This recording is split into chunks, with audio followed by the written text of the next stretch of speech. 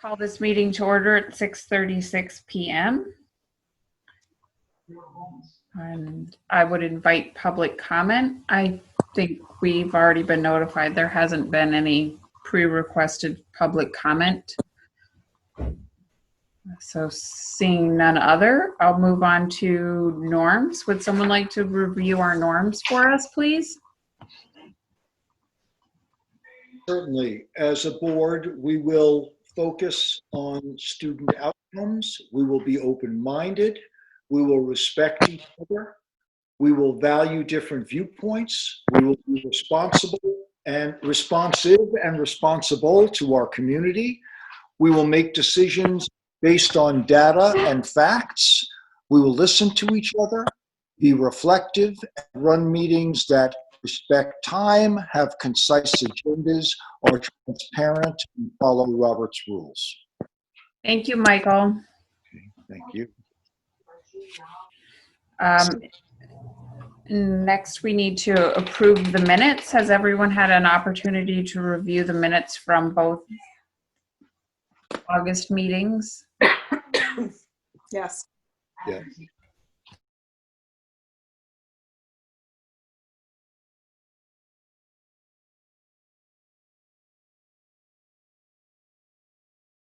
Corey? Okay. Second. Thank you, Michael. Any discussion? Okay, seeing none, I will go through everyone. Michael? Aye. Corey? Aye. Diane? Yes. Scott? Yes. Okay, perfect. Meeting minutes approved. And then we have a hiring and leave of absence request.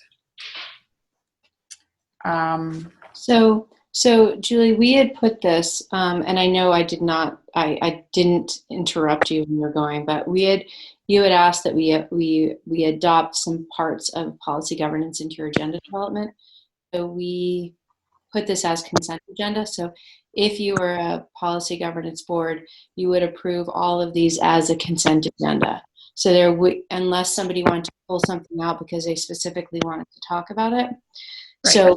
So moving forward, we can do that. So the idea would be just to approve this unless there was a reason for discussion. Right. And I had ignored it because we hadn't discussed as a board a consent agenda. Right. And so I didn't feel comfortable just separating things out, but thank you. But anyways, there's been a hiring suggestion and a leave of absence request that we can take a motion on approving.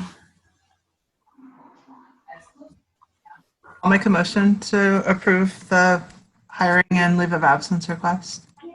Thank you, Corey. I'll second. Thank you, Michael. Is there any discussion on this?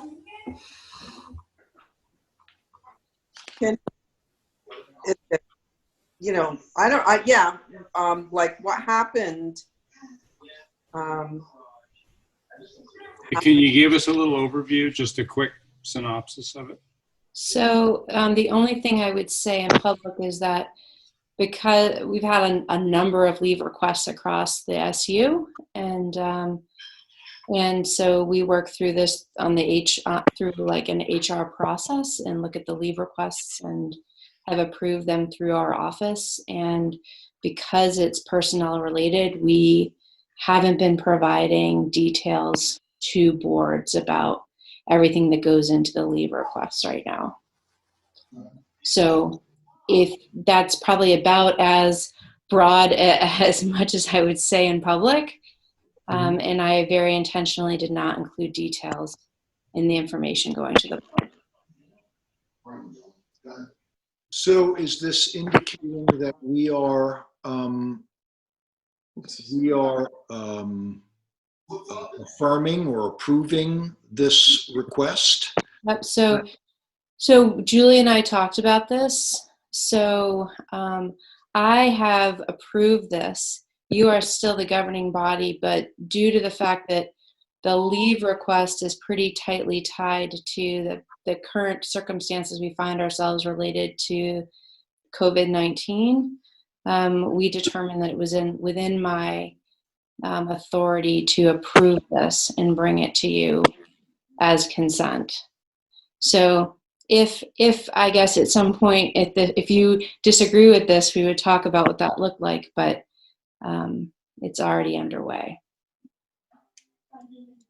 So the leave is not for the full year, it's just through February?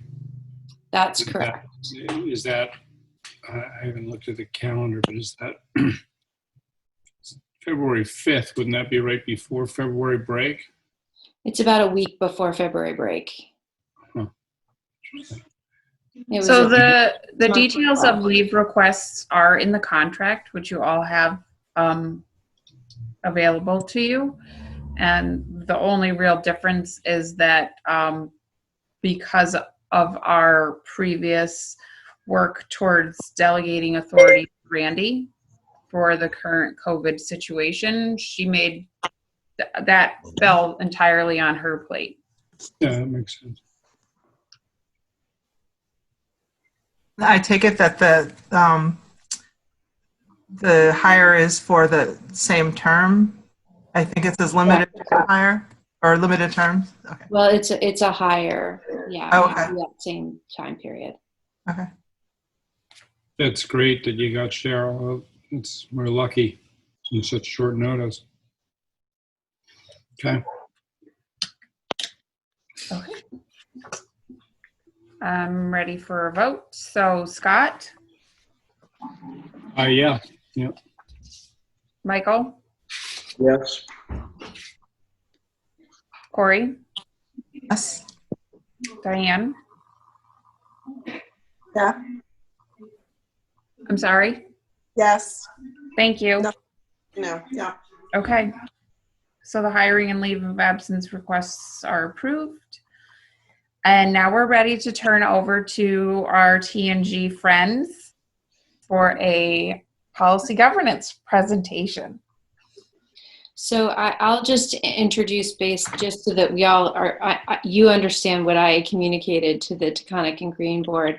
I passed on parts of our conversation at the last meeting in which, as we were discussing policy governance, you expressed some concerns around kind of what the journey was like, the time commitment for you, what you experienced, what you might experience. And so you've got Dick Dale, Jim Salzgiver, Deb Linus, and David Chandler, all from Taconic and Green, who are happy to spend about 10 or 15 minutes talking to you about their experiences, and then we thought we'd leave some time for you to ask them questions as well. Okay, so 10 or 15 minutes from them, followed by any questions that you have related to what they've gone through. Perfect. Thank you. Thank you all. So we exchanged a group of emails, which I hope everybody was included on. Jim, you may not have gotten some of the initial ones. Herb wanted to come tonight, but he had a conflicting board meeting, so he could not come. And one of the things that we wanted to emphasize is that the movement towards policy governance is a journey, and we're not done yet in the evolution of our journey. The commitment to deal with the journey is to refocus primarily around the issues of policy and let the details of the running of the schools be left to the superintendent. Once the superintendent has agreed on an interpretation of policies that basically were divided into three categories. First category are state mandated policies. Second category is those policies that have been traditionally a part of the way that your district or has or school in this particular case has run itself.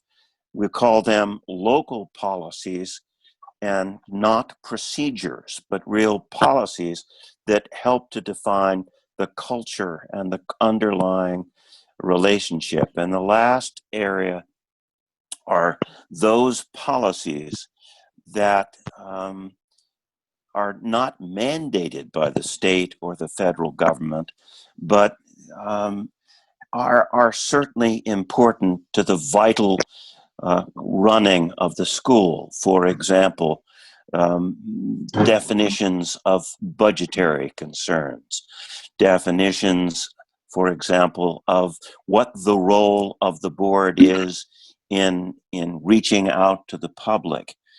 The final thing I'll say, and then be quiet, which is highly unusual for me, is that we're spending a lot of energy trying to develop a broad, inclusive, community-based, tested ends policy, which really does drive all of the rest of the policies.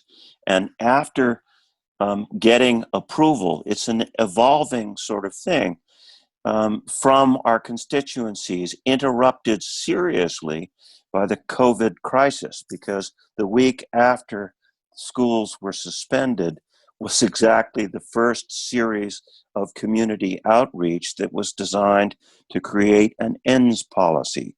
We did an exercise together along with the 5 principals and came up with a series of very important words like equality, like altruism and empathy as serious goals. We have a list of about 4 of those things in our ends policies, which everything else, governance, which is the budget 2.3, 2.4, and other board roles, superintendent roles, all of those things are measured against and interpreted by the superintendent.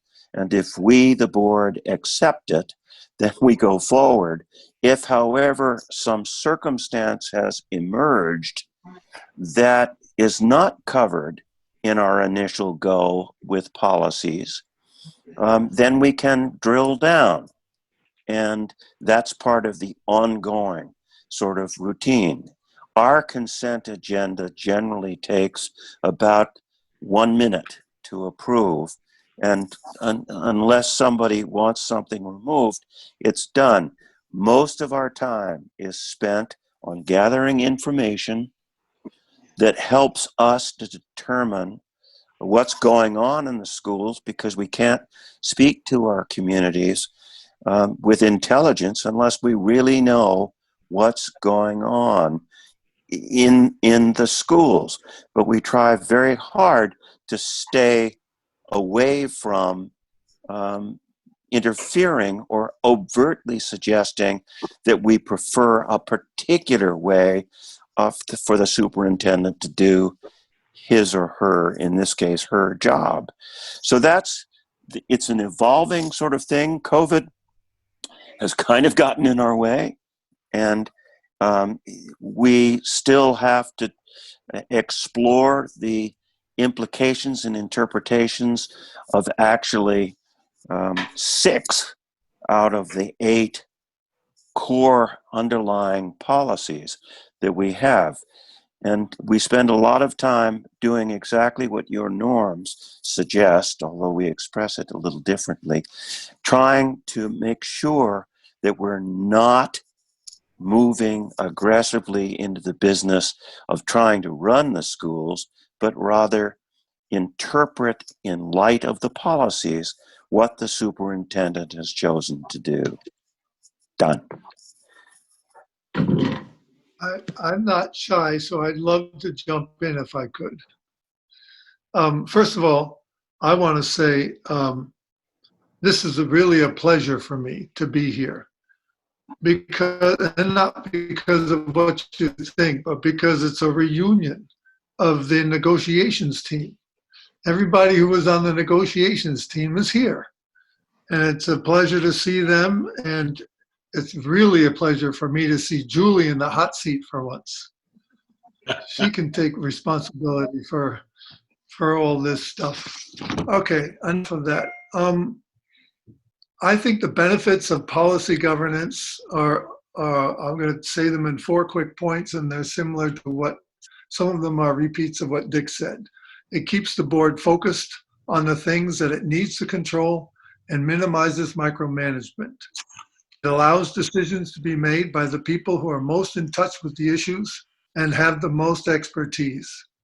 It gives each board member a behavioral framework on what issues to address and how to tackle those issues, which I find particularly helpful.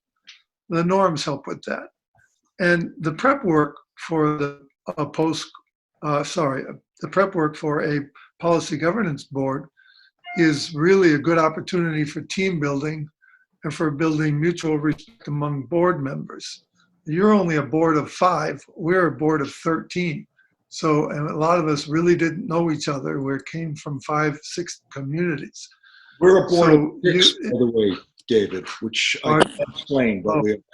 Oh, 6, okay.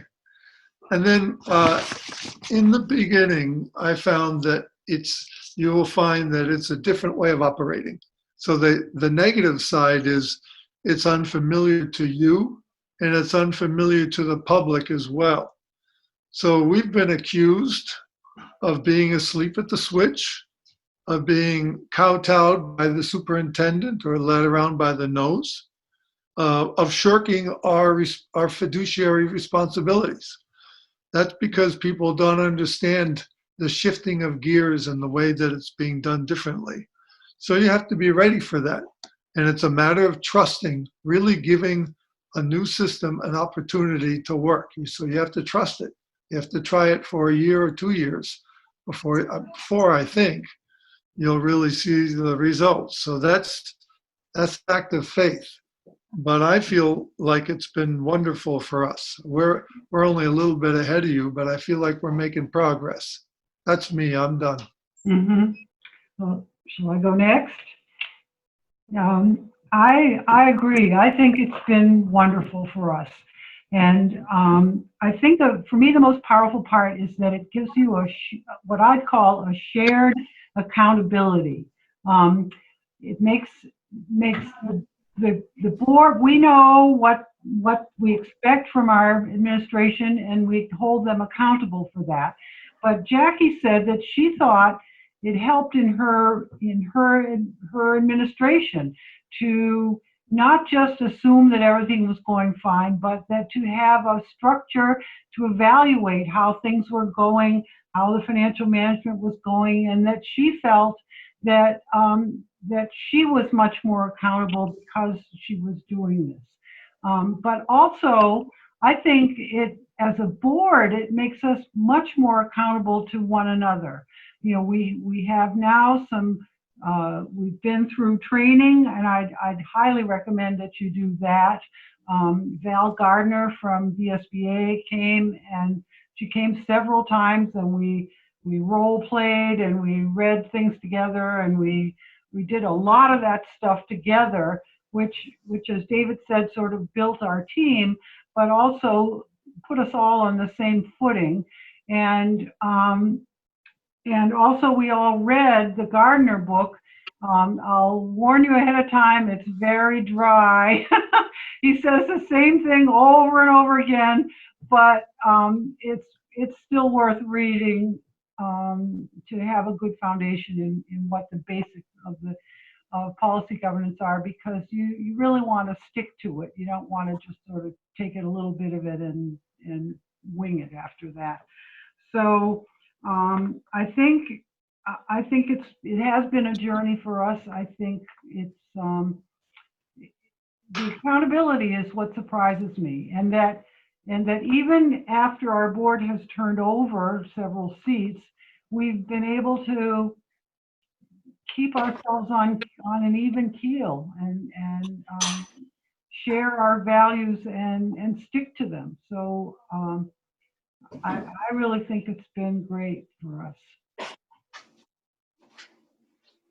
I'm done.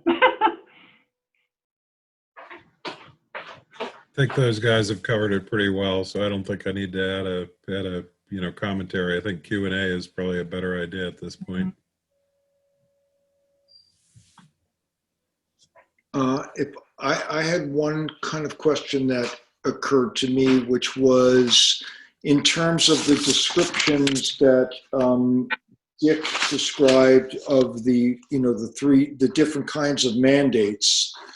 The local policies, the mandates describing the local policies, we have, we are I guess a satellite to Taconic and Green, and that would involve, 8 separate schools?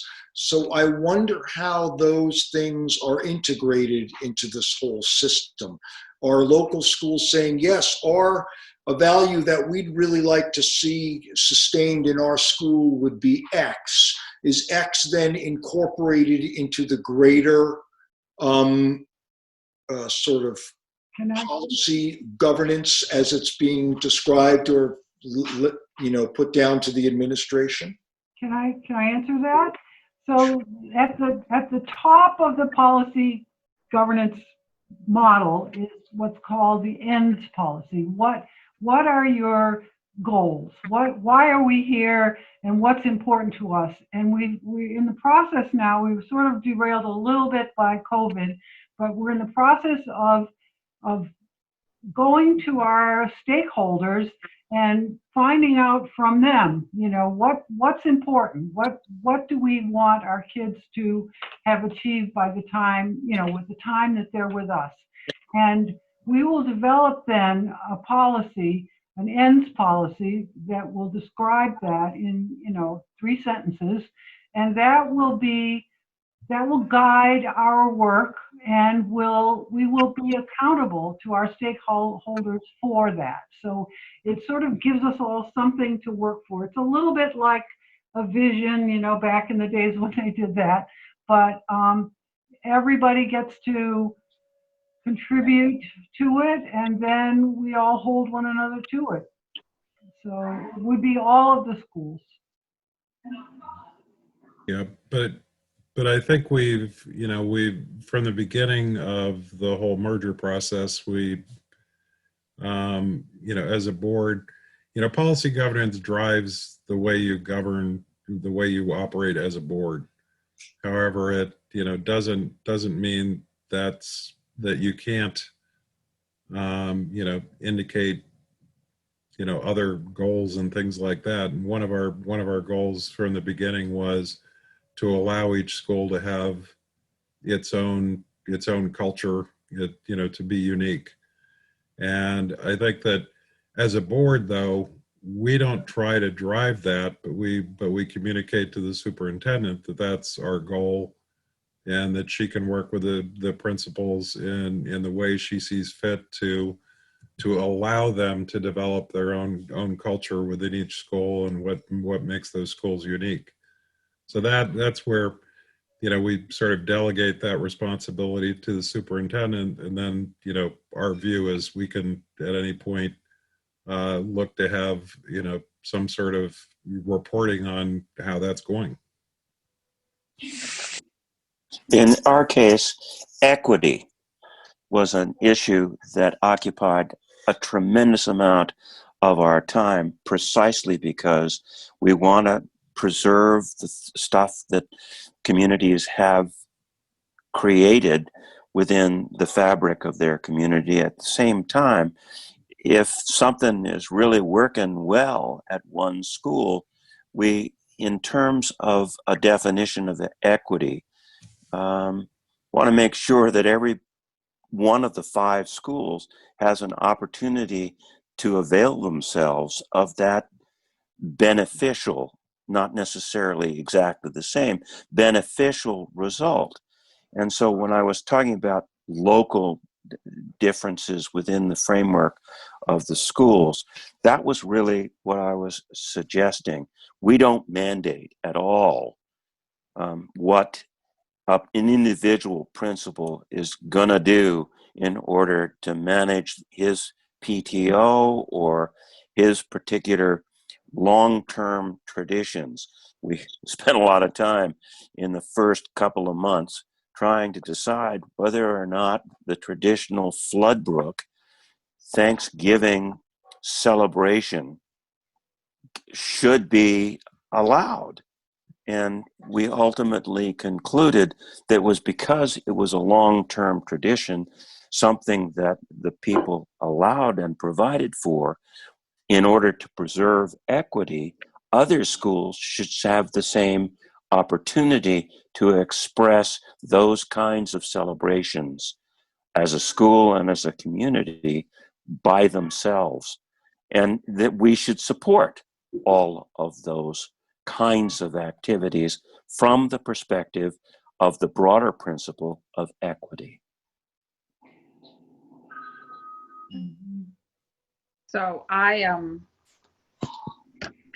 almost was going to ask if it was okay if I asked like a multi-part question, but as David so kindly pointed out, you're in my house now. So my multi-pronged question.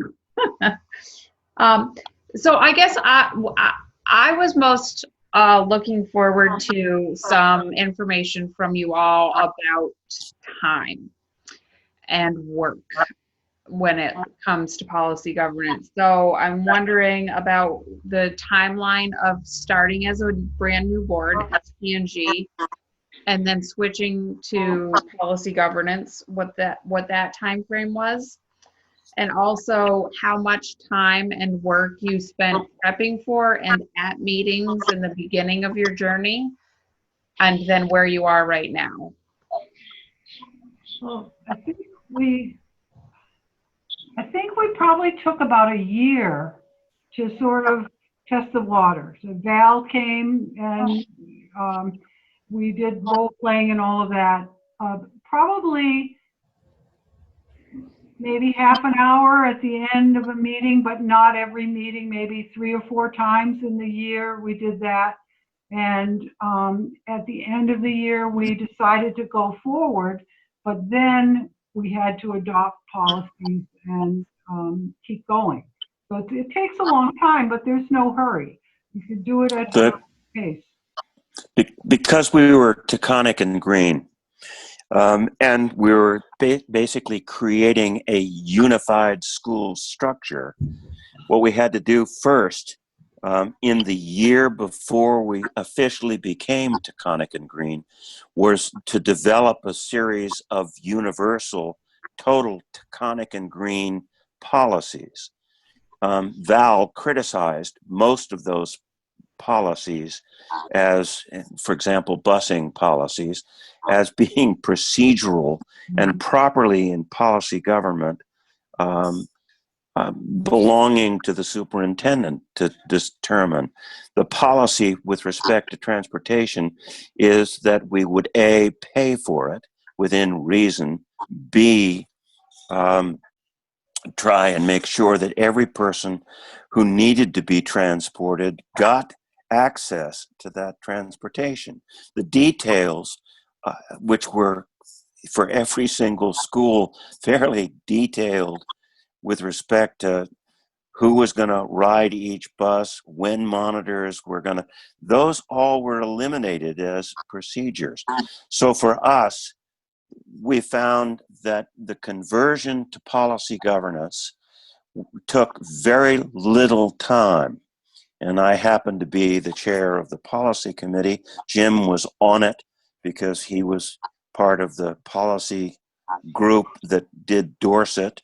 The Sunderland policy chair was on that as well. And we created and crafted the language, came to the board, and those policies which needed to be immediately implemented, the state, federal policies, and others, took basically 4 meetings. Discuss, review, adopt, and then approve. The balance of our time got seriously conflicted as we began to deal with the issue of kindergarten, pre-K, excuse me.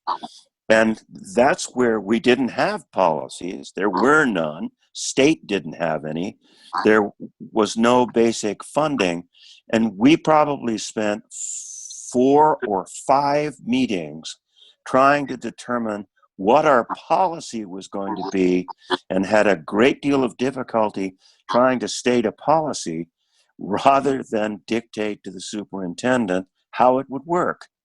So that issue took a long time. I'll jump in real quick. My take on this is whether you're spending time reviewing policies and developing a new model for management, or whether you're at the school engaged in whatever is going on there, you're spending time. So I think the real difference is that what Dick said is it's not, Deb made it sound like it's very front loaded, and Dick made it sound like it's not as front loaded. I think it's somewhere in between. I think it is a little bit more front loaded, and then once you get into rhythm, you start to get there, and we're not there yet. So we're still working through issues. So that takes time, but it's more a different kind of approach. You're still spending, I wouldn't say I'm spending a whole lot more time than I did before. Yeah, I have a question about, would a board of our size, 6 people, have a spin out governance or a policy committee, or would we all work together? One of the tenets of policy governance is that you have as few committees as possible, and that any of them should be ad hoc. So we don't have a finance committee. We don't have, all those other committees that we used to have, curriculum committee, whatever. We have policies. We delegate a lot of responsibility to the superintendent. We evaluate her on that. And we don't have committees. You work together as a board. But to get I thought. So the policies, the policy governance, in the end, we adopted a whole package of policies that were already written. We didn't go from scratch to build all these policies. And, you can get a copy of those and look at them. So, for example, the policies that direct the superintendent outline the things that we don't want her to do. We don't, there's a whole list of things that are forbidden, but beyond that, she can do what she has to get the job done. And most of the things that are forbidden are illegal anyway. So, so you're judging based on what she accomplishes, but also on that she doesn't transgress, that she doesn't do these things that are forbidden. But those are already written. And we made few changes to them. We pretty much adopted the whole package. And the Mettawee board has already seen all of those, worked with all those policies in their work with Val. I think from a time commitment standpoint, honestly, for most school board members, the amount of time spent isn't necessarily drastically different. Because you're doing slightly different work. So on the policy side, instead of doing the standard old policy work that we did, we're working on the policy governance structure, spending time that we would have spent on other policies anyway. One place where it does differ a little bit, I think it's important to note that I think it does put a little bit more of a burden on the board chair. The board chair does need to, has a number of things. If you look at the policy governance, the model policies, the board chair does have a bit more of a role, a defined role. In reality, maybe the board chair would have done those things in the old model as well, but it actually defines what the board chair is supposed to be doing in a little bit more detailed way, and I think it is a little bit more of a committee in the board chair.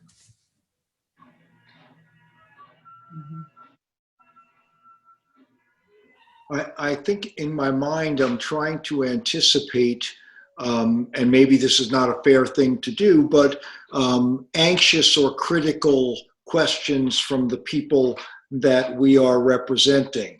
And I guess someone earlier, maybe when David was talking about, accusations, for example, of avoiding fiduciary responsibility.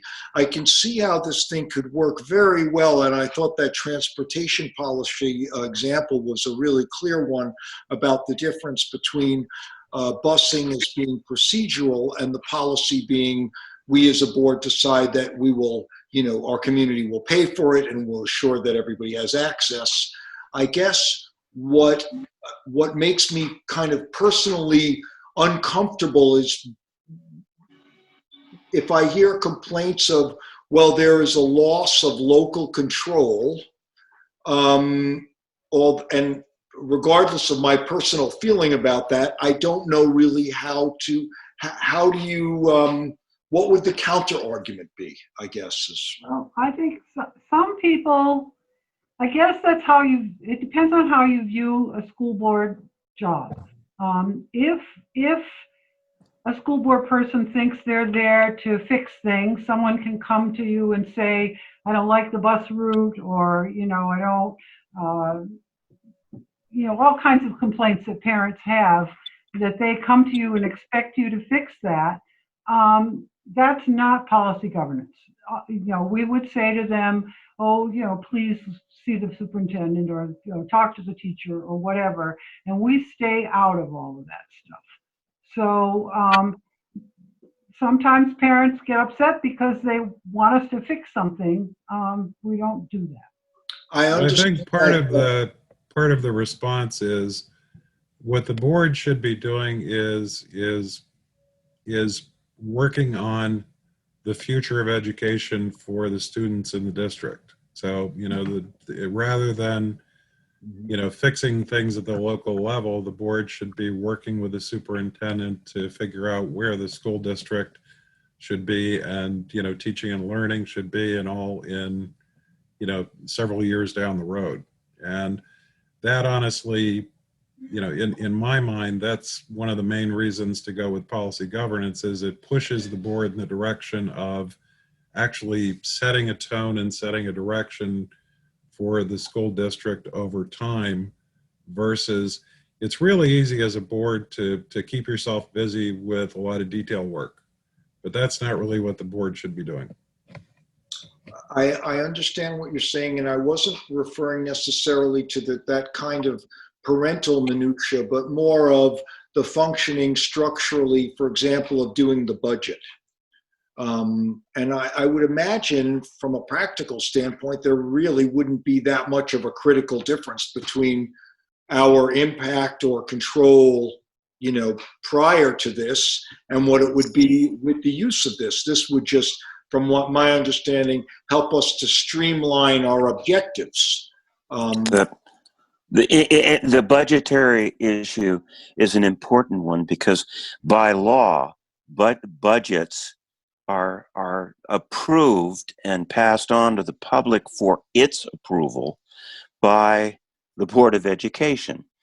We spend most of our time questioning what's going on. Ultimately, even under the old non-policy governance way, essentially the Board of Education does not have a line item veto at all. You either approve the bottom line and pass it on to the public for their approval, or you don't. Mm-hmm. And we very quickly came to the determination that if we have an ends policy that says equity is terribly important, and we have a pretty complicated definition based on some very sophisticated thinking with respect to equity. If that's important, if in the budget we don't see that important principle surfacing, then we're going to keep asking questions until we're pretty assured that the principle of equity has been thought about by the superintendent. And as we go forward into this unique year with incredible budget, monetary, just financial shortfalls, that principle of equity and what's fair and what can be left out is a question that we're not going to tell the superintendent what to say. We're going to listen very carefully as to what the superintendent, and under the principle of governance, you can ask large numbers of questions that dig down to that principle, and I'll call it equity in this particular case. Bottom line, we only approve the bottom line. And then we have to go out and we have to politically convince our constituents that we have caused the superintendent to develop a plan for the next year and even beyond that is sustainable, rational, reasonable, and worth every tax dollar you're going to pay.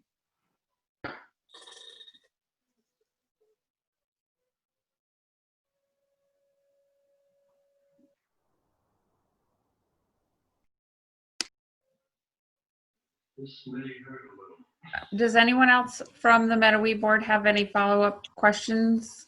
I don't know if I have a question. I would like to hear maybe something about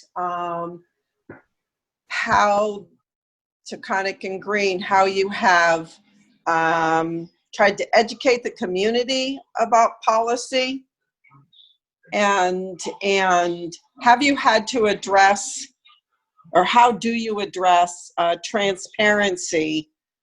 I guess those would be two things I'm thinking about.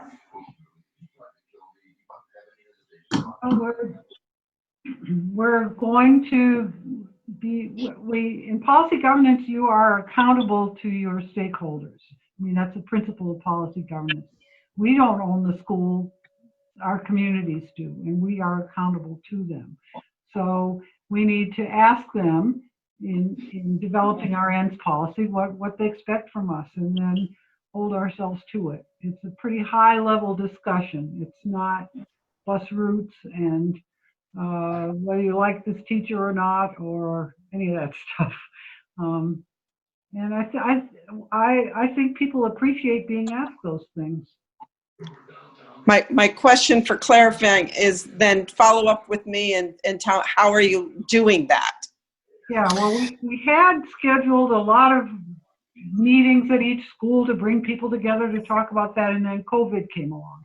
So now we're trying to think of how else we can engage the community when we can't have meetings. So that's on our agenda right now. We're working on that. The one thing that we are spending a lot of time doing is any person who makes a comment during a meeting, we respond to that by focusing on policy governance and make sure that the details are left to the superintendent. We also spend a fair amount of time, at least I do, and I know that everybody else tries to, out in the community reporting on what is going on. The detail of the required reports give each board member volumes of detail that frankly I never had as a long-term board member from a different school district. I never had the information. I couldn't provide the information. Randy spent a considerable amount of time telling us in detail all of the details of what she planned to do given situation X, Y, Z. So we knew what her plan was, and therefore could go out into the community and reference both the blogs, reference her emails and letters, reference our local principals' communication with the parents, because we already had awareness of what those were. And so we're spending a lot of time making sure that if anybody out there has a question about what's happening, we know the answer. That's just great. I do think, Diane, that you've asked the key question, because over the year or two, in my mind, the most important job that we as board members do under policy governance is community engagement. And I love hearing what both Deb and Dick had to say, because it makes it sound like we're doing a good job. But I feel like that has been the area of our weakest performance, and especially in my own mind of what I've been doing. I've been doing other things, but I do think that is the key, and that is the most important value added that we can provide as a board member to the whole process. Thank you. I would add that both of your boards are right now in very similar discussions. So as Deb discussed, she and I have been working with another small group of Taconic and Green board members on looking at the community engagement plan that was developed last spring and reviewing it and considering, okay, so now where are we, and how do we approach this now that we are in a very different situation? And we've had our first meeting. We have another meeting, I think, next week, right, Deb? So we're in the middle of those conversations. And as you know, Mettawee board, we have a community engagement discussion on your agenda this evening. So your both boards are actively involved in discussions and in development of an action plan, work plan around engaging your communities, which is interesting, you know. So to be honest, policy governance or not, all of you are recognizing that this is an important part of your work right now.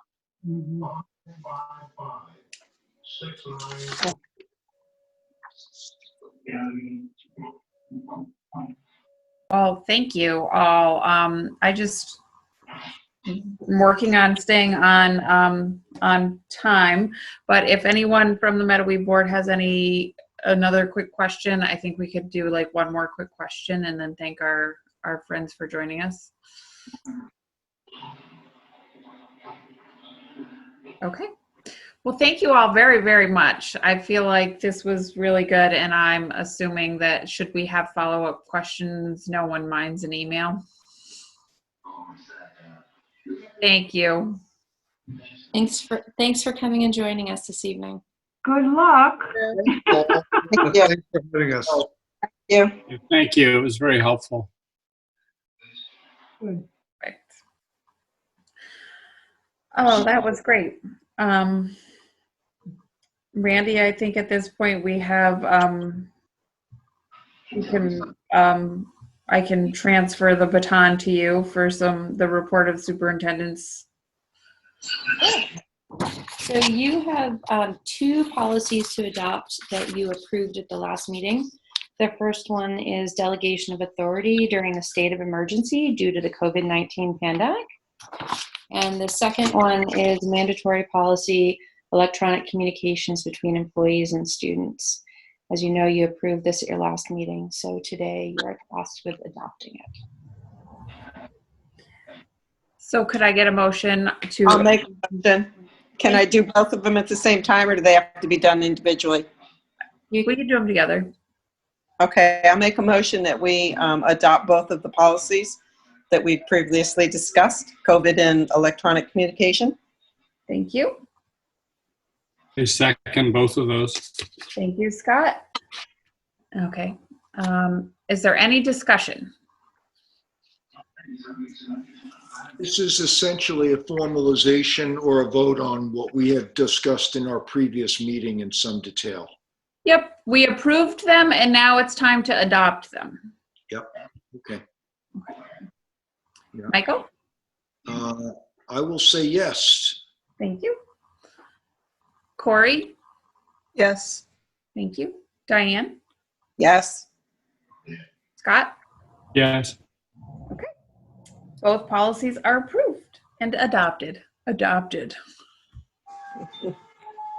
Okay, so our next action item is approving the equity statement. So it was very interesting, I'm sure, for you to hear Dick discussing the equity statement, which, as he pointed out, the Taconic and Green Board did spend a lot of time working on this. So we had reviewed this at the last meeting, and so this evening for this particular agenda item, what we're asking is for you to take a look at this, to discuss it, to see if there's anything you want to add or change, and then to determine whether or not it's something that you as a board would like to have an initial approval of. On the Taconic and Green website, they have their equity statement right on their site, so it's front and center and available to everyone. And as you could hear, they do refer back to it, and it is a big part of the work that I do, and the board has made it clear to me that that's a priority of theirs. So I think it's probably appropriate, Julie, to turn it over to you to have discussion with the board members and review the statement that was shared with everybody. Okay. So I know we had put on the, I had Brandy put on the agenda that we would, we could approve this, but I'm actually comfortable if we just want to discuss it, if everyone wants to like read through it and come up with some language that they would change or add. But I really wanted it to be on our agenda so that we can get the ball rolling on this. We've spent a great deal of time talking about equity and about what our next steps were, and this is just one option, an example. And so I wanted to sort of get a little bit of feedback from you guys about whether or not this is something that you would like to approve tonight, or if you really want to do some wordplay. You could also go in a different direction if it was something that didn't feel like it represented what your core values are around around equity.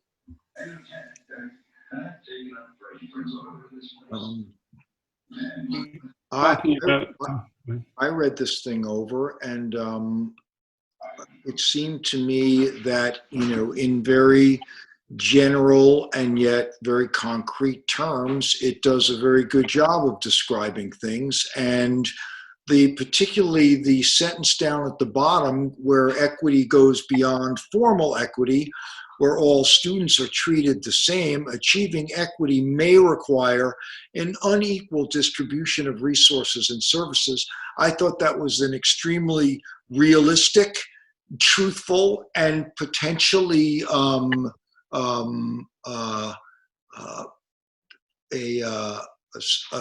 what am I trying to say? A stipulation that some people might have took issue with. I personally feel like it's inherent to making this thing really have some clout or reality in the world. Yeah, I remember last time, Julie, you said that gave you goosebumps, and I really am happy that that's there. I feel like it does reflect our priorities and our sort of approach. Yeah, I agree. The one question I have, just, wondering, in the beginning it says education equity means each child receives what he or she needs. And, the whole, gender thing where some people don't identify themselves as a he or she, I wonder if we should be saying he or she, if we should be saying, instead receives what they need to develop. Is there a full academic, social, and not being specific about he or she? I just being sensitive to all, because, I don't know, just a thought. I like that thought. I do too. Me too. I mean, even in our small Mettawee community, we've seen that, and I just want to make sure no one's feeling excluded. So, Yeah. Yeah. I love Perfect. you, Scott. Right on, Scott. I think that's a really sensitive and an important inclusion to make. Or perhaps, as you're suggesting, removing the existing pronouns. yeah. I mean, there's no point in, we don't need to have them in there. So, No, I think we can get away with they and their in those two spots. Yeah. I agree. I think that's a really important point. And a good decision. And I do, Michael, I loved that last line. I just feel like it's the only way, it's the only teeth that we can put to it is, and it may upset people, but if you want to make an omelet, you have to smash some eggs. Yes. I do think that this is an area in which we find ourselves having some tension, right? Because you find yourself really talking about what equity is, which is different than equality. And equal does not mean equitable. And in some of, even already this year, I found myself engaged in a number of conversations related to that particular distinction. And, the difference between, well, it's not equitable if students aren't in school the same days. Well, actually it is equitable if they're not necessarily in schools. It's not equal, but if it's done right, it's very equitable. And that's a big kind of point of discussion to unpack and talk through. That is different than the way we may have looked at educational practices in the past. It's like I can continually educating people about the actual definition and not just having a blanket statement that doesn't really have meaning or teeth, like Julia's saying. who came up with that last part of that sentence? Who wrote that? I can't tell you. I do not remember who came up with it. As the TNG board members talked about, we went through many iterations and did a lot. It really is a powerful sentence. It really captures so much, and I've heard time and time again with taxpayers like, oh, there's so much spent on special ed or something, and I just think that encapsulates so much, that one sentence. I think it's really good. And if we jump back to the previous conversation, when a board adopts a definition like this and talks about it regularly, it sends such a clear message to the superintendent about values and about priorities for the board. And I want to follow up on what was discussed earlier around the budget development.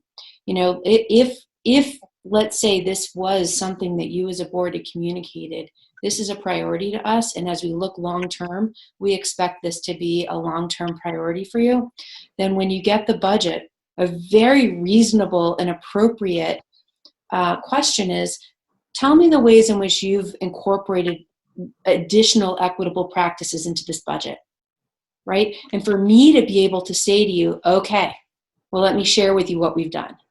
This wasn't in here before, or we had to make some decisions here, but we feel like this shift in budgeting is more equitable for this reason, right? So that's how we work together under a policy governance model, for me to work with you to understand what is it that your stakeholders want, how are you operating, and what is it that you're asking for of me as a leader, and then our future planning aligns with what your stakeholders have communicated to you that they want, how you've assimilated that, and how we've communicated, and then you see that play out in budget development. So it's a really interesting process that in many ways is actually far richer than what we've typically done, because everything is heading in the same direction. So I just wanted to kind of draw that connection for you from our previous conversation. And I would like to clarify one thing. I know, I mean, what I said previously about like smashing eggs and omelets and all that. I really believe that the majority of our community is all right with this. Like I've seen some pretty amazing things happening in Pollitt around some peaceful protests, and I felt like our turnout from both Pollitt and Rupert when we had the movie viewing, I Am From Here, was really pretty positive, and I was happy and kind of surprised at the number of people that felt like this was an important thing to engage on. So I'm not, I don't feel like I am, and I don't feel like we are pushing our own agenda on this. I think that we've got some good community backing on making this happen. I think there probably will be some naysayers, because there always are. Change is uncomfortable and disturbing. That's just the nature of the beast. But I do feel like we would be approaching this from the place of being responsible to our stakeholders and doing the right thing for the majority of our community. Well said. Thank you. Yeah. Okay, so just do we want to maybe make a motion to adopt this, or do we want to stew on it and think about it at the next meeting? What's the general consensus? Personal point of view is, unless somebody feels very strongly about either including something that isn't here or removing or adapting something, why not approve it now, or at least put it up for a vote now? Okay. That's my personal feeling. So I'll make a motion. I'll Thank make a motion that we approve the equity statement with the changes that Scott requested. And yeah, that's it. Okay. So that was specifically like the first sentence, instead of he or she becomes they, and his or her becomes their. Yeah. Okay. Thank you, Diane. Yep. Second. Thank you, Michael. Any further discussion on this? Okay, I'm ready to do a vote. Michael? Yes. Corey? Yes. Diane? Yes. Scott? Yes. And an enthusiastic yes for myself as well. Awesome. We have approved an equity statement. I will just add that from my perspective, knowing that both boards have the same statement, it feels very powerful and empowering for me to know that as a system, we're operating under a consistent message. So I appreciate you considering it and moving forward with approving this tonight. So we have a distribution for you of both the superintendent and the principal reports. So Brooke is here, a little bit under the weather, but she's here joining us. So you have both of the reports and you've seen them. So if you want to have any questions or anything you want us to clarify or respond to, feel free to ask either of us any questions. I was just puzzled by, it seems to me like all kinds of people have moved up here. And when I look through the enrollment and distance learning requests, they've really gone down, and not insignificantly in a lot of schools. So I need somebody to explain that little mystery to me, because it made no sense. It is true. Enrollment is down across our supervisory union within our schools, even despite all of the move-ins. So Sue, I'm sure if you're there listening, you probably want to jump in from the financial side of this, but we were already expecting a decline. People that moved out, people that moved in, other people also moved out. We do have an increase in home study applications across the state. I believe the most recent number I heard is that there's 100% increase in home study applications. We had offered a distance learning option for our families in order to hopefully keep folks within our system without going to home study.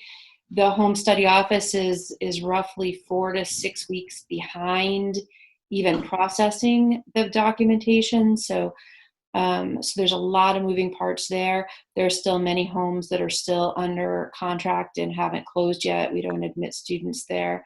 And as you can see, we do, for Mettawee in particular, you had 27% of your students choosing the distance learning option. You also have home study students on top of that. So those are some of the factors from my spot. I don't know, Sue, if you want to add anything before anybody else.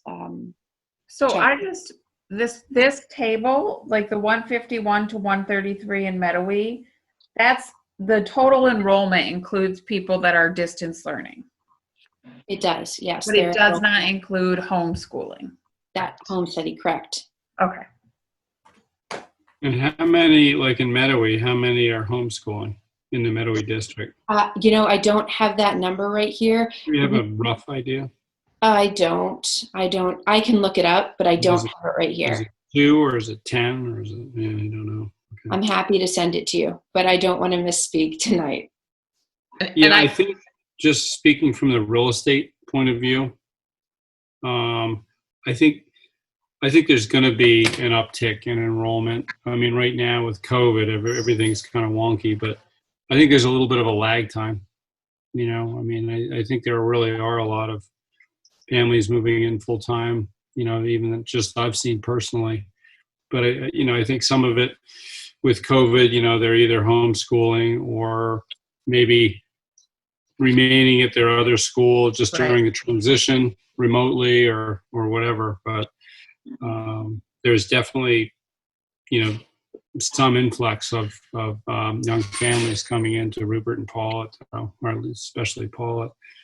So I do think you're going to see some new students.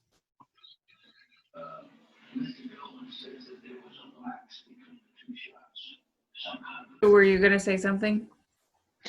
No, Randy covered it. I think I was just going to say about the home study that I don't think we're going to know that real number for a little while. I think it's going to take a little while for that to play out. So even what we have now is not going to probably be the final number. But I think you're totally right, Scott, that this will play out and we will know better. Maybe not the end of this year, but perhaps next year. What true enrollment's going to be after all is said and done. Yeah, there's a lot of second homes turning into primary homes and a lot of people moving up, and the last update I looked at, Scott, system-wide was about approximately 60 students applying for home study. Wow. But I haven't looked at the most recent one this year. That's more than it's more than And what was it in the past, like half that or something, or that I don't know. I think even less than half that. I mean, Celeste would know the true number, but I don't recall us having that many home study kids. So that might be throwing the numbers off a bit. Is it, if you added in, absolutely, 40 more students, that's a lot percentage wise, so.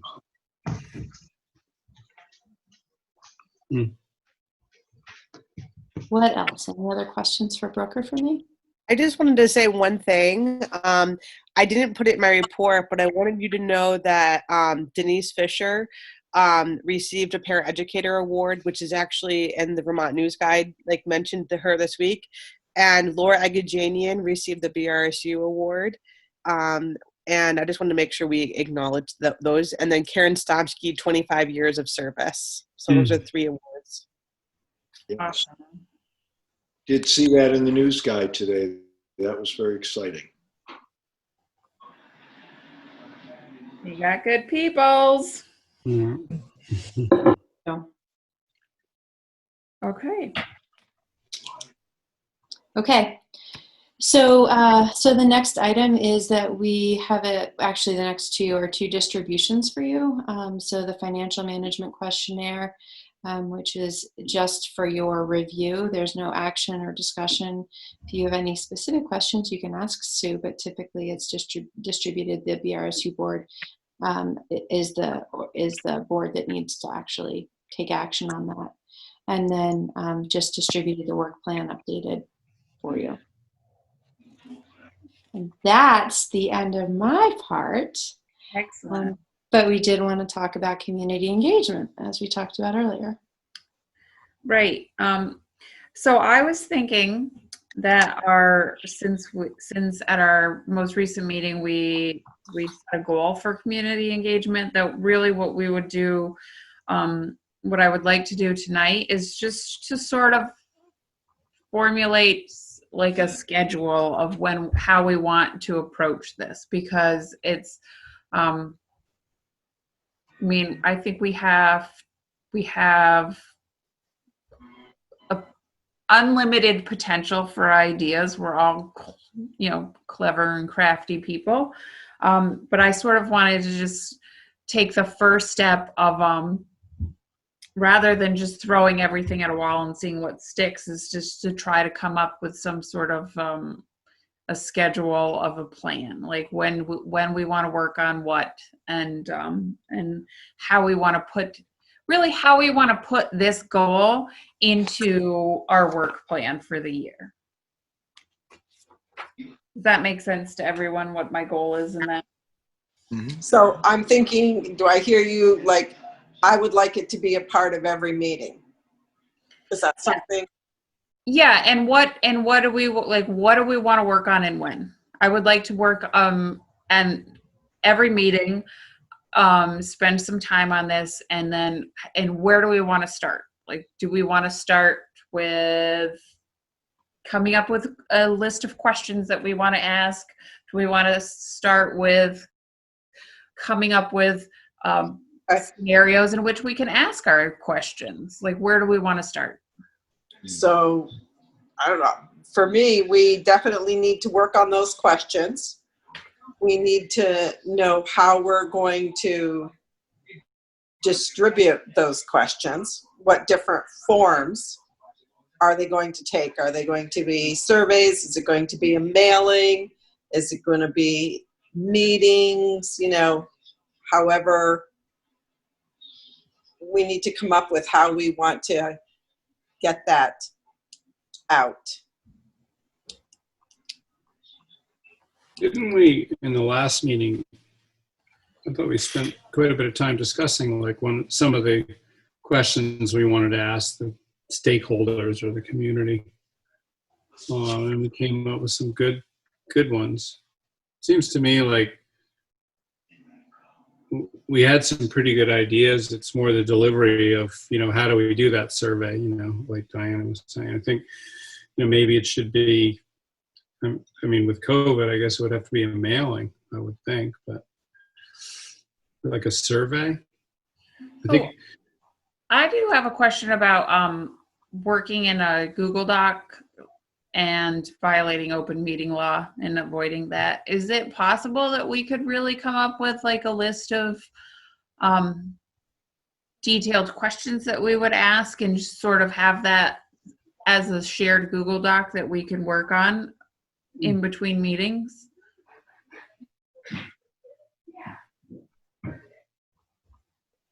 Is that something that would be a violation of an open meeting law? Well, that's sort of my question to Randy. Yeah. I don't know. Yeah, so I'm trying to think through it. If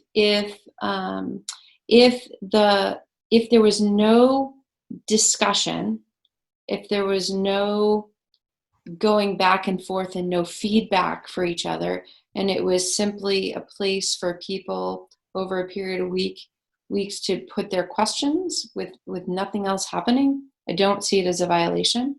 If it becomes a document that is iterative and engaging and interactive, then I would say that you are violating open meeting laws. And it would be interactive. That would be kind of the whole point, right? Well, I was really thinking like if we committed to coming up with a list by a certain meeting day, then we can all just write something in it. I mean, instead of having us bring a list with 20 questions on it and there's like 17 repeats. I thought in the last meeting we worked on questions for quite a while, and it wasn't ends. What was that we were working on? You were We were working on talking a board goal. Board Yeah. goals, but I The thought there's some goal- overlap. I mean, that almost seems like some of those were. Right. So that was part of, right, was that you were getting into sort of some of the content without staying at the goal level. Mm. So you didn't sort of expand them out, but there were definitely points that we can pull. I'm sure I've got my folder. I'm sure I could go back and look at the notes that I have written down that were some of the topics you talked about. I think that one of the recommendations I would make to you is to think about, what is the purpose of your community engagement? Why are you doing this? And what is it that you are looking for from your stakeholders? And so you said your goal is to talk to them to create a vision of what skills and qualities a graduate at our system should have. So if that becomes your overarching purpose, then the questions would support getting whatever information you need in order to help you achieve that goal. Does that make sense? Mm-hmm. So then I Yes. think it's like, what are those questions that each of you think helps to identify the skills and qualities that you want a graduate to have? So I'm thinking maybe one of our first steps should be to specifically identify who our stakeholders are and how we might reach them. I mean, the obvious stakeholders are students and families, but I think there's more than that. And so maybe our first step could be coming up with a list of relevant stakeholders and ideas for how we could reach them, be it mailings, surveys, one of us showing up to some event somewhere, and providing someone with an outlet that they could respond to our questions. Okay. So So you could look time-wise at, identifying next meeting who are our stakeholders and how do we reach them. You could also start a document in which any of you who have ideas or questions can create that, and at the next meeting you can determine your stakeholders, and then we can review the list of questions, and then so you can tackle both of those in October if you want, and then either depending on the time of that, either at that same meeting or in November, talk about, okay, now what's going to be our distribution plan, and then executing, and then you would come back and you would be reviewing all that information as a board.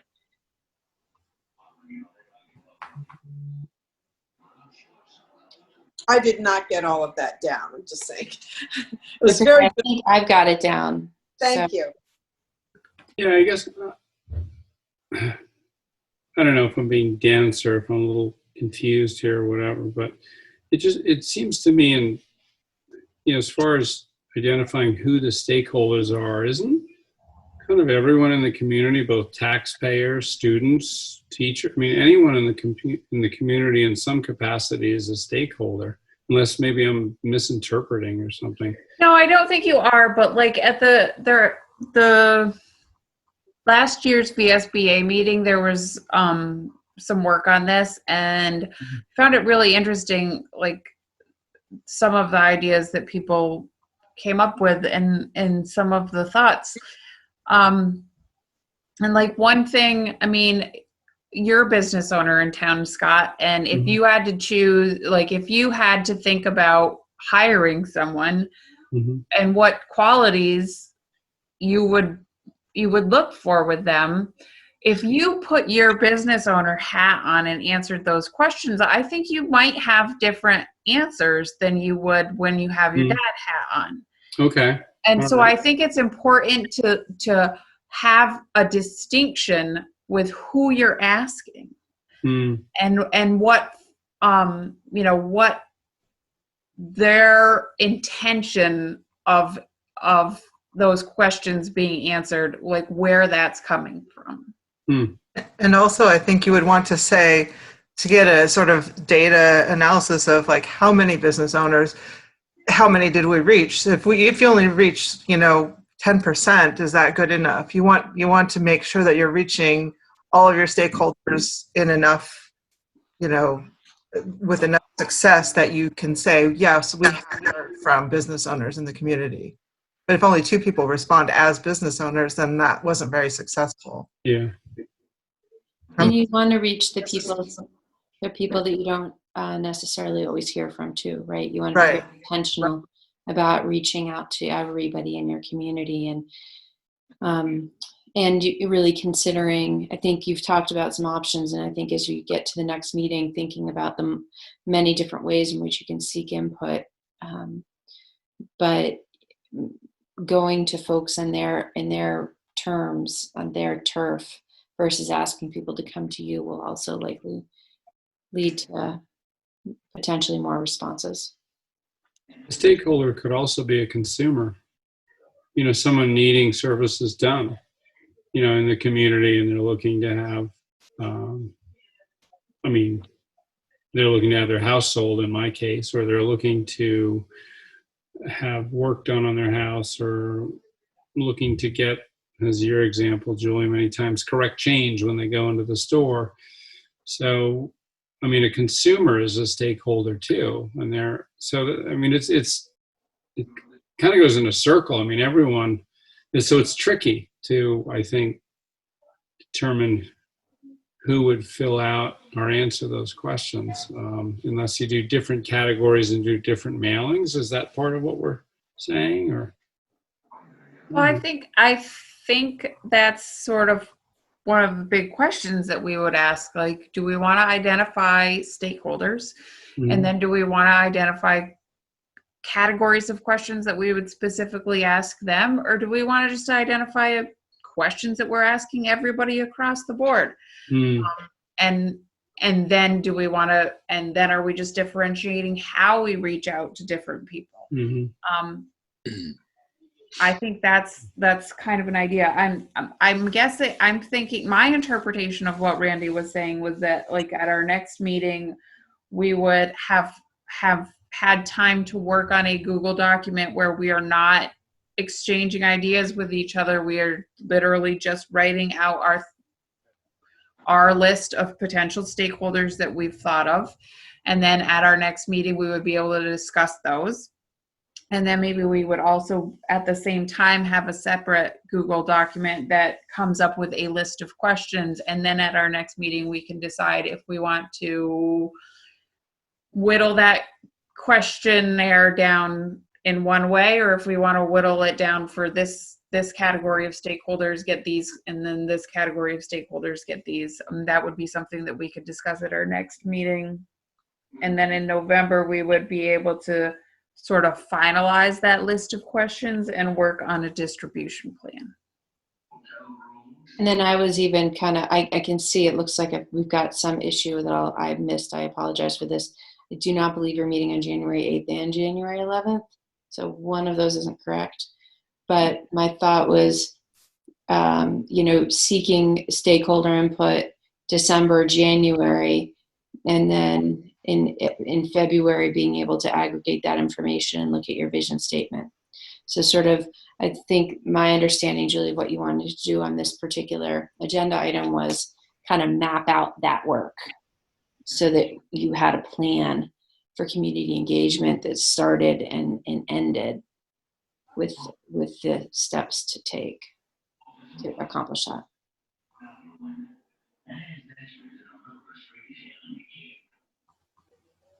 And we can add a, make sure that we add it all to the work plan.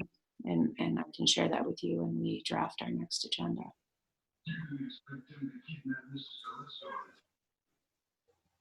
I just want to make sure that we leave here today with an idea of what we're looking at for our next meeting, and that everyone is comfortable and understands what at least the October meeting is going to for sure look like. And then we'll see a work plan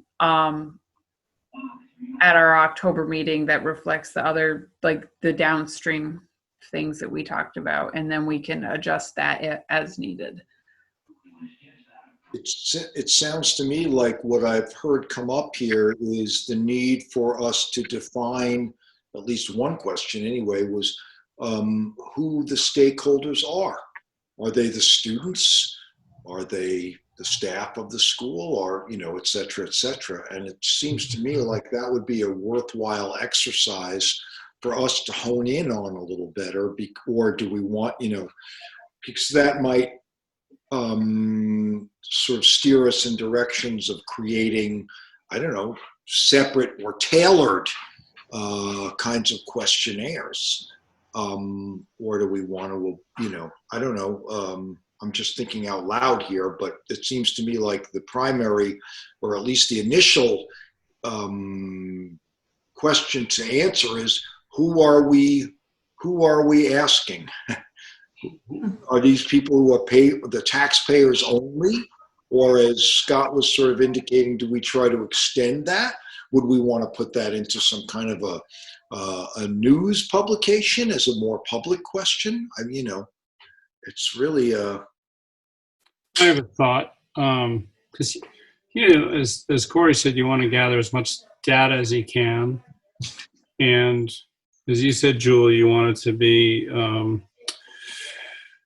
answered by each stakeholder in whatever way they could contribute the most information. So if you did a questionnaire eventually when we mail it out or whatever we do, and, you know, you have it go to each household, and, you know, maybe you say you can answer this however you think would be most valuable as a dad, as a student, as a business owner. And you're getting input that way from every property owner or every family, you know, in a property, you know, and you're getting kind of a collective response in however they think that they can weigh in their opinion the best. Just a thought. I don't know. I was just, as listening to you, Scott, say that, it made me go back again to what you said, a vision of what skills and qualities a graduate of our system would have.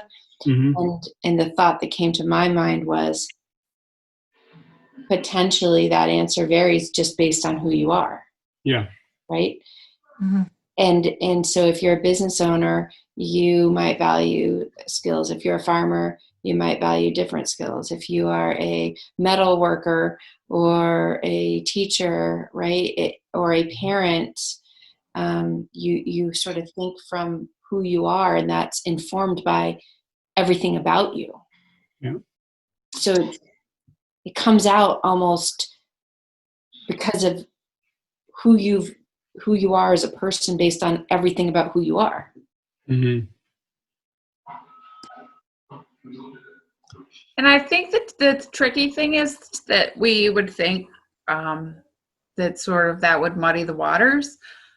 I think that that's where there's power. Like there's power in diversity, right? So if we have,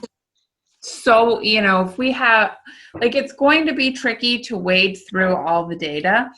And we may need to decide that we want something in our budget for help doing that data analysis. But I think that there is, in a diverse set of answers, we will come up with a much stronger sense of what our community needs from its members. And our goal would be to have our kids leave this system and stay members of our community. Mm-hmm. Mm-hmm.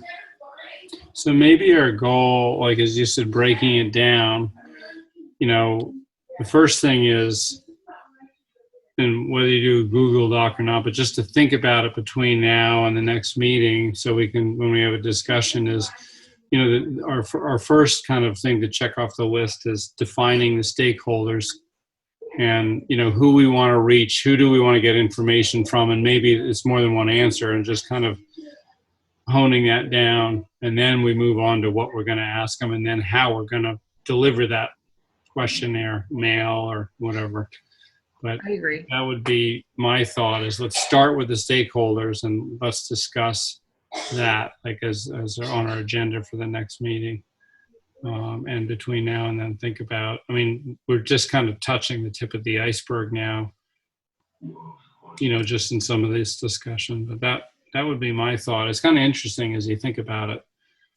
But I do think you don't want to just get the business owner's input. I mean, I think it's important to get that diversity. So we have to figure out how to do that. Right. And I think the first step in figuring out how to do something is identifying who our choices are. So I think for next meeting, we'll come up with a list of stakeholders. And if we have time to throw some questions on there, then we will. And if we run out of time, then we can put that on the next meeting. I think I don't mind the idea of starting a Google Doc, but if that's not what works for everybody, that's fine. Just come to the next meeting with notes and ideas. Yeah. I do think that, the timeline you started to draw out of, with the anticipated, like, all right, we're going to send out some kind of survey or however we're going to do it, kind of beginning of the year, because I think to send it out before then with COVID, but also with the election coming up in November, I mean, I just think we need to get that stuff. And I think it would be a good time, like to do that survey when we're kind of in the middle of winter and after the holidays, where people have time to fill out a survey. So January, February would probably be good timing. So. Okay. That's good. Brooke? I just had a quick question in regards to a teacher presentation on equity. If I wasn't part of the discussion, but let me know what you were hoping for so I can ask the teacher to do that. Yeah, I'll talk to you about it. I added that in, so I'll be talking to you about that All right. when we're done through this meeting.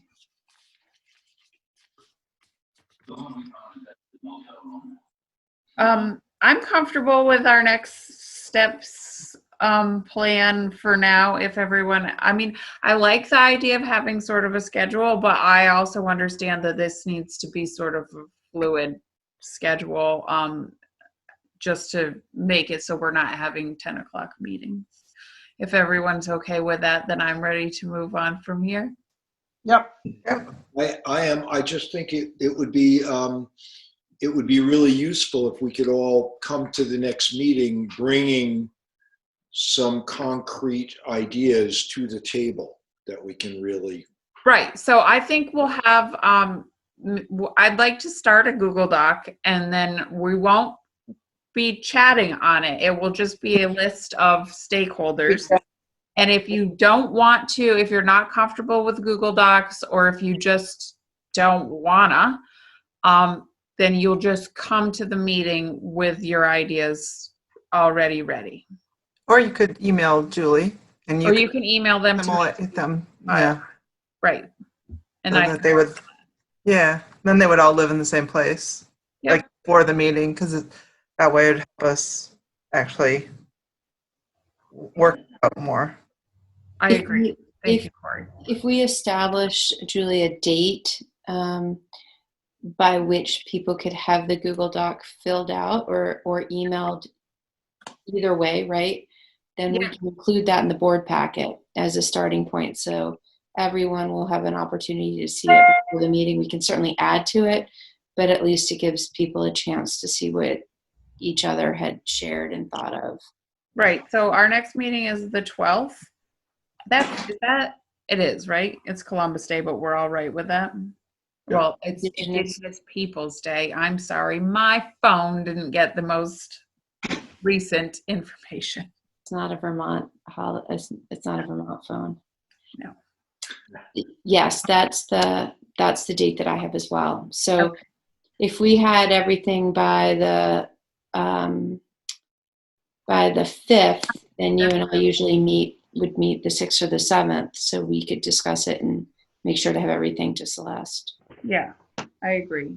Okay.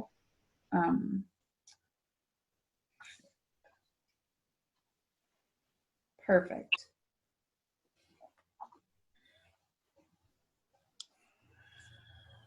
For October 12th, 6:30. Zoom meeting, right? Yep. Perfect. Okay. So, board updates? Anything? Okay.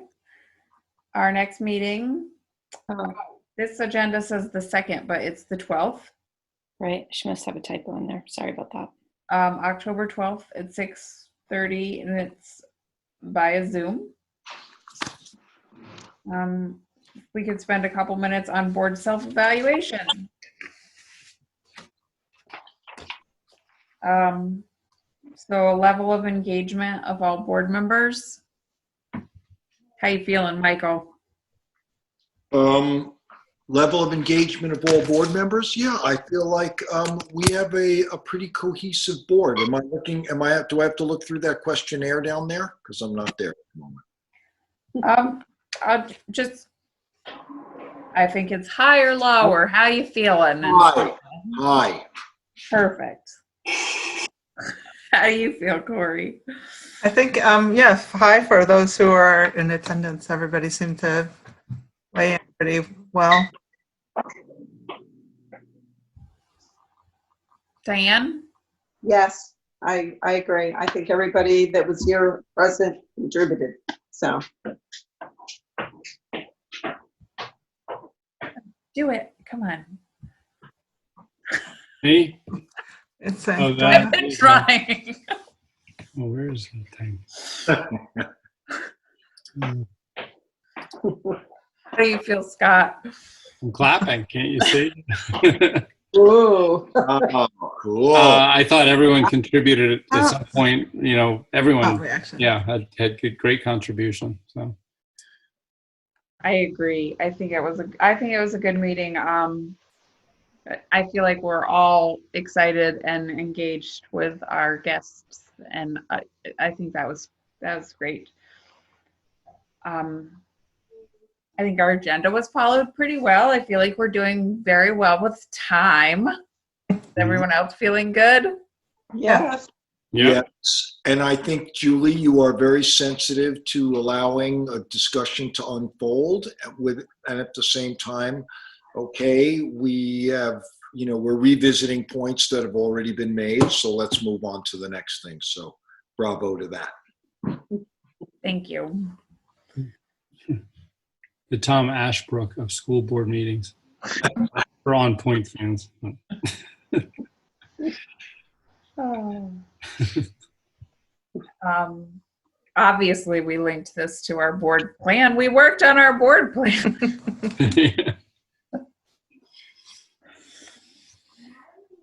And we did a really good job too, because we talked about at Jane's last meeting, she mentioned how she really hoped that we moved forward and carried forward our work on equity. And I feel like we did a good job of making sure that that was something that we wanted to keep in our work plan. And I'm glad that we did that.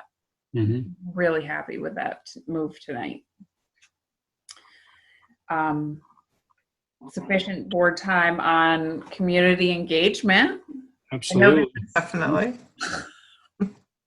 Yeah, this is we're not quite policy governance, but we did a lot on that. And I think B and C are yet to come, but we'll get there. And I did want to say, so number 5, I know I didn't use the consent agenda appropriately. I do want to thank you, Randy, for putting it in. I didn't want to spring it on people.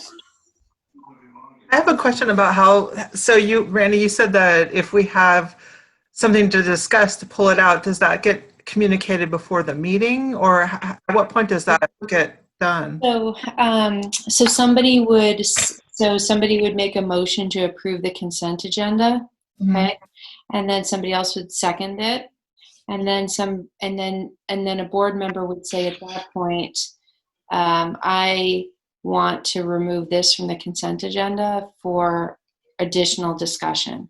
Oh, okay. Go back, and the person usually making the motion would say, okay, I agree to that, be reseconded, and then you would approve the consent agenda minus that one piece. I see. Okay. And that piece would be discussed separately. If needed, you would go into executive session. Otherwise, there would just be discussion on that particular item. Okay. So would we have to warn every meeting as having a potential executive session then? That is a good question. Let me look into that, because we don't typically do that, but let me look into it procedurally, and I can give you an update at our next meeting about that. Okay. And if it's, I mean, it can just be whatever topic. It doesn't have to be, I mean, I don't know what my question is, so okay. It would Well, be like, one of the items included under the consent agenda for that particular meeting. Okay. All right. so if it didn't have like a higher decision, most likely you wouldn't need the executive session warning. Sometimes if Or- there are like multiple meeting minutes, there Oh. might be one that somebody wants to discuss because there was an error in it or something that thought was misrepresented, but then the other minutes were okay. So that's another example where sometimes a particular meeting minute document is filled out. So if we, yeah, because if, for example, tonight, if someone found an error in the earlier August meeting, they would have to pull that from the consent agenda to discuss that one error. Correct. We couldn't just say, yeah, but with this adjustment. It would just, it's not really discussed. It's like it comes out and then it's discussed. Right. Thank you.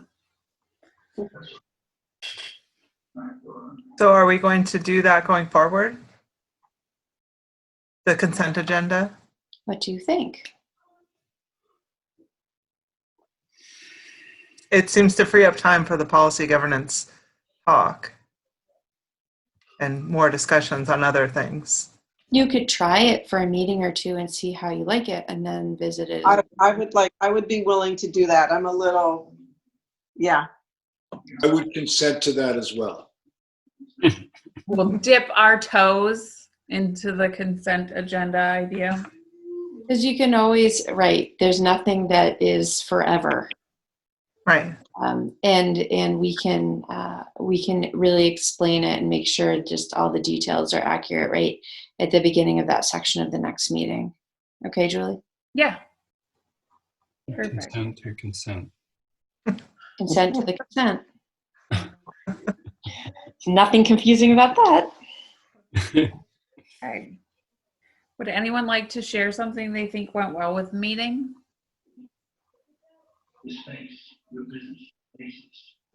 I think that we listen well to each other and take in information and kind of assimilate it and then come back with thoughts. So I think that that's important, to be able to listen and then continue a discussion. And Yeah, I was going to say the exact same thing, just the give and take in the way everyone kind of contributes and everyone listens. It's really a nice, I just like the way our board works. I also thought having that the folks from T&G speak to us about their experience was really a useful thing for me personally. I felt like they were very articulate and clear about what works for them, and that was helpful for me because a lot of this policy governance stuff is really like, you know, not an instinctive thing that I grasp quite yet. So in any case, that was helpful for me. I would like to say that I think we also do a good job of giving each other some props when we feel like we've done a good job, or we feel like someone has contributed something that we wouldn't have thought of. I think that's nice. I think it helps us to be who we are. Did anyone have any concerns with tonight's meeting? I did. Donuts, cupcakes, cobblers or assorted pastries, a cannoli, Where are the lemon bars, Julie? butternut crunch, even a healthy snack would have been a little better than what I had tonight, which was a glass of water and the bottom of a bag of potato chips. So perhaps next time we could do a little bit better on the cuisine stuff. You realize next time, Michael, that I'm just going to have a bar, like a whole thing that I'm going to show you, and then you'll be deeply offended. Fair enough. On Tim. Well, and that told us how we can improve our meetings too. So I feel like we're good with this. There we go. So at this point, I would take public comment, but I haven't seen anything come in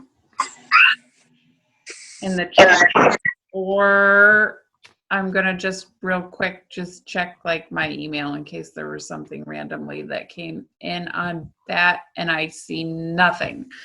So I'm going to say we can adjourn this meeting at 8:18 p.m.